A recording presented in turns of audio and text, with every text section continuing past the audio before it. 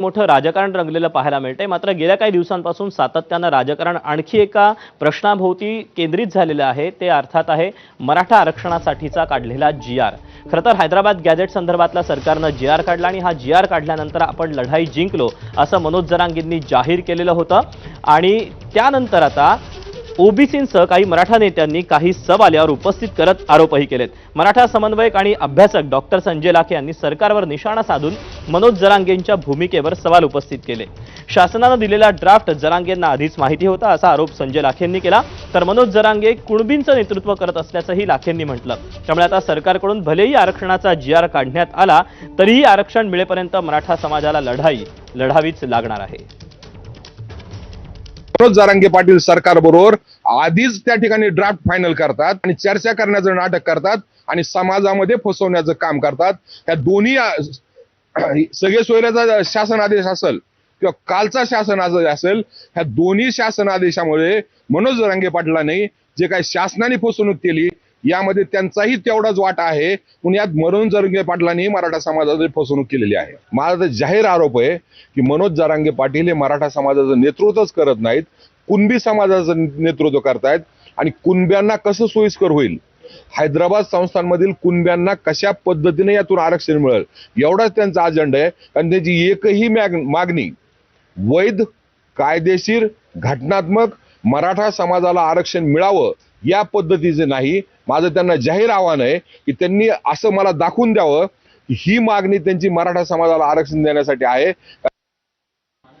तर हा जो जी.आर. काढलेला आहे तो पक्का असल्याचं मनोज जरांगेंनी म्हटलंय, आपण पाहूया। काही होत नाही, जी.आर. ओके, टेन्शन नाही घ्यायचं, बुळबुळ करणाऱ्याला कळू द्यायची। तुमच्या लेकरा बाळाला गरीब मराठ्याच्या मी देतोय ना जी.आर. ओके, आणि जरी काही असलं कसला जी.आर. काढला तरी नंतर दुरुस्ती करावीच लागती। या ठिकाणी या शब्दामुळे अडचण यायला लागली, पुन्हा सुधारित जी.आर. काढू ना। सरकारकडून तो शब्द घेतलाय आपण, त्याच्यामुळे व्हायबल व्हायची गरज काय, त्याला गैरसमज पसरून घ्यायची गरज काय। कुणी कसलं येईन काही सांगणं, आपण गरीब मराठ्यांना ऐकायचं। आपण गरीब मराठ्यांनीच लढाई जिंकली, त्याच्यामुळे गरीब मराठ्यांनी कोणाचंच ऐकायचं। दरम्यान सरकारनं हा जी.आर. काढल्यापासून ओबीसी नेते मोठ्या प्रमाणात आक्रमक झालेले आपल्याला पाहायला मिळालेले होते आणि याचाच एक भाग म्हणून बीडमध्ये ओबीसी आंदोलक, ओबीसी नेते लक्ष्मण हाके यांनी गेवराईमध्ये मोठं शक्ती प्रदर्शन केलं। राज्य सरकारनं हा जो काही जी.आर. काढलेला आहे या विरोधात मला ओबीसींचं रक्षण करण्यासाठी आणि ओबीसींच्या मनातली भीती घालवण्यासाठी दंड ठोपटावे लागले असं हाकेंनी म्हटलंय।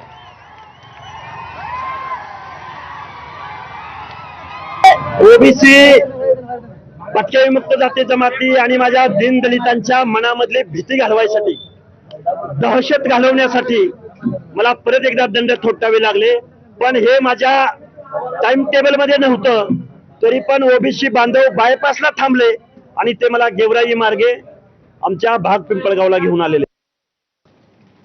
दरम्यान सरकारनं हा जो काही जी.आर. काढलेला आहे यावरून ओबीसी नेत्यांमध्ये काहीसा संभ्रम आपल्याला पाहायला मिळतोय। दरम्यान यामध्ये कुठलंही नुकसान झालं नसल्याचं बबनराव तावडे म्हटलेलं होतं, तर चंद्रशेखर बावनकुळेंनी या सगळ्याची पाठराखण केलेली होती। तर वडेट्टीवार नेमकं काय म्हणालेत आपण पाहूया।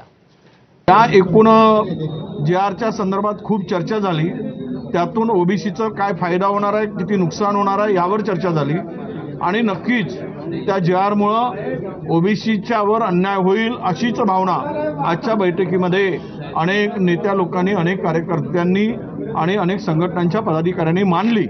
त्यामुळं दोन पातळीवर लढाई लढायचं आज आम्ही ठरवतो आहोत। एक न्यायालयीन लढाई आणि दुसरी आम्ही लढाई लढू ती रस्त्यावरची लढाई। बबनराव तायवाडेजींनी परवाच त्या ठिकाणी खुलासा करताना सांगितलं आंदोलन सोडताना की या जी.आरनी कुठलंही नुकसान होत नाही। मग वडेट्टीवारजी त्यांच्याच पक्षाचे नेते आहेत, बबनराव तायवाडेजी आणि विजयजी वडेट्टीवार सोबत राहतात, काँग्रेसचे नेते आहेत, मग यांच्या कॉन्ट्रावर्सी काय येत आहे। आणि त्यामुळे मला असं वाटतं की पॉलिटिकल वडेट्टीवारनी त्या ठिकाणी काही करू नये। दरम्यान पुरंदरमध्ये आज उमाजीराजे नाईक यांची 234वी जयंती साजरी करण्यात आलेली होती। या कार्यक्रमामध्ये बोलताना मुख्यमंत्री देवेंद्र फडणवीस यांनी कुणाच्याही ताटातलं आरक्षण काढून घेणार नसल्याचं म्हणत दोन्ही समाजाला आश्वस्त केलं आहे।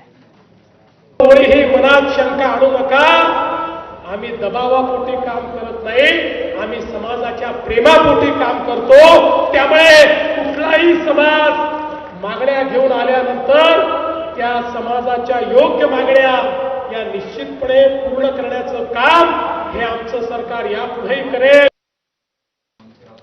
आणि यानंतर बातमी आहे लालबाग राजाच्या विसर्जन जे रखडलेलं आहे त्याबद्दलची.